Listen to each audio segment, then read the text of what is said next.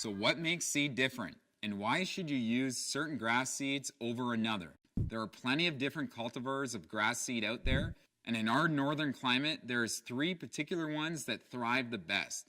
That's Kentucky bluegrass, fescues, and ryegrass. Each cultivar has its pros and cons. Some may establish better, some handle drought better, some are resilient to pests, and some are just more aesthetically pleasing. Here's another tip to keep in mind when choosing grasses. Mother Nature has been around for a long time, and she is good at what she does. Now, one of her goals is to cover the earth with vegetation. Pretty simple, right? So every plant has a combination of survival and germination techniques.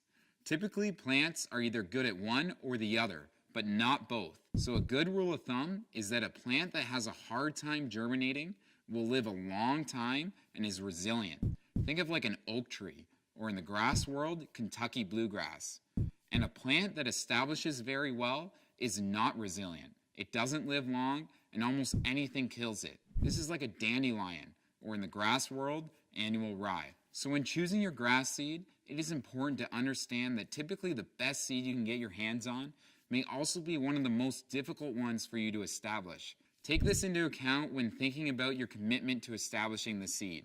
So this is just the tip of the iceberg when it comes to grass seed. If you'd like to learn more, please just give us a call.